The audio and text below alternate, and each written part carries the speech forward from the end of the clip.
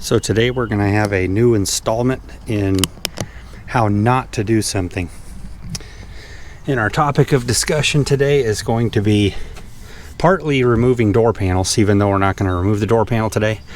But our topic of how not to is removing the door panel switch plates on Ford Crown Vics, and also I believe some of the earlier F-150s and Expeditions. There might be other Ford models that have similar switch plates. So the how not to part. I don't know why, but people instinctually go to this back corner and try and rip this switch plate out. And then what happens when you do that, as you can see, this one is broken. It breaks the rear tab off, which is meant to hook onto the door panel. So then your buddies, you're like, oh, I don't want to fix that. So you just put it back down in there, and then your buddies like riding along with you, and they go to, move. Usually it's the Windows switch. I've had this one come off in my hands a couple of times just trying to run the window.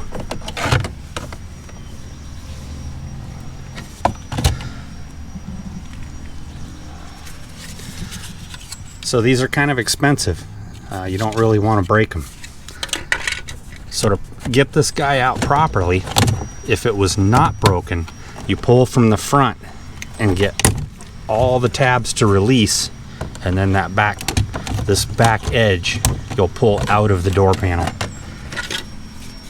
because of that guy right there. And they really are pretty strong, but I'm being totally honest here. I've broken a couple of them because I've gotten impatient and didn't remember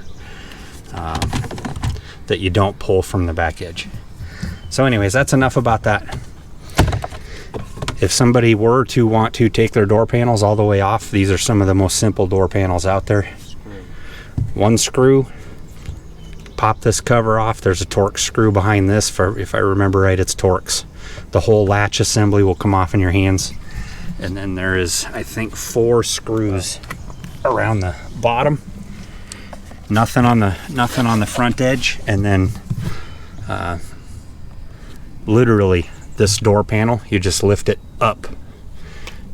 It'll come up off the door lock rod, and that's it. And then assembling it is the reverse. They're really pretty simple. The only reason I've seen people have to go in there is for like door lock actuators or maybe a dead speaker. But I'll go ahead and pop these switches out of the old switch plate panel, and then we'll snap the new one in there. So to replace these guys, it's just a simple matter of removing the electrical connectors, and then the switches are obviously separate from the plate.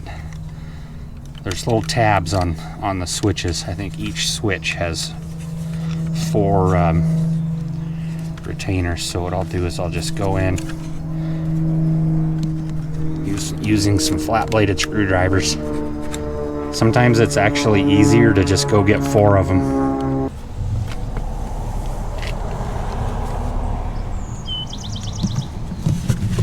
Okay, so I literally have one of everything.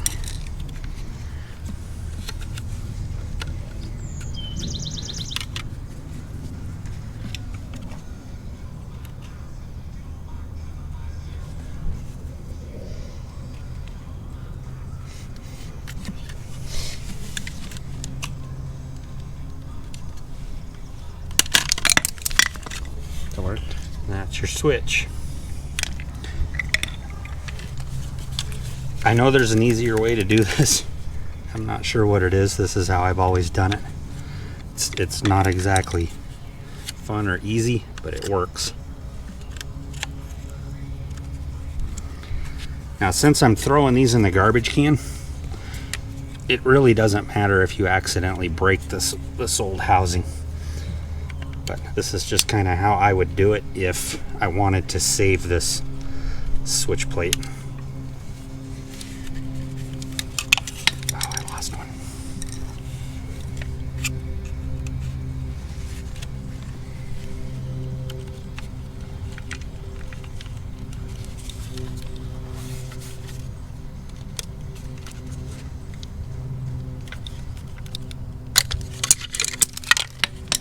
Here's our door lock. This guy is junk. I know some guys have dabbled in a few different ways of trying to repair those, and it usually ends up being kind of hackish. So we're not even going to bother. So window switch.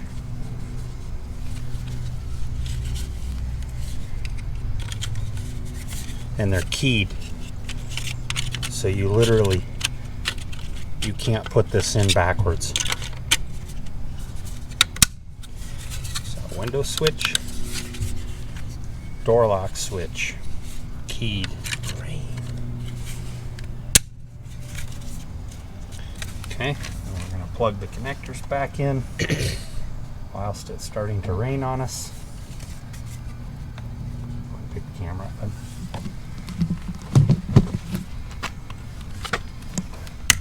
There's one. There's the other one. So now that we have a properly functioning one again, we have to tip this back edge into the door panel.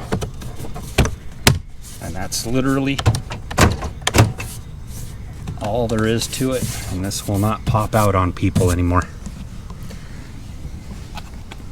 Alright, we're going to go replace the driver's side because the driver's side is busted too. And then we're going to move on to our next project. Alright, so we've decided we'll do a quick little demo on the driver's side since some of the things are a little bit different. This is the window switch. Pardon the nastiness. The window switch for the driver's side is one big giant assembly, and it's actually easier to get out than these smaller ones. So here again, I just use some implements to release the tabs and then push that guy out. I wanted to show the mirror switch. It's quite a bit different. It's got two spring-loaded tabs that are in here that just hold that guy into the plastic.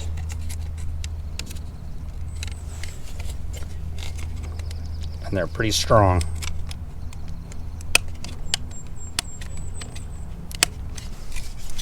They're pretty hard to release. They don't, these tabs right here, they don't spring all the way in, so you're just trying to get it pushed in enough to get it to release from the plastic, and then it'll tip out like that.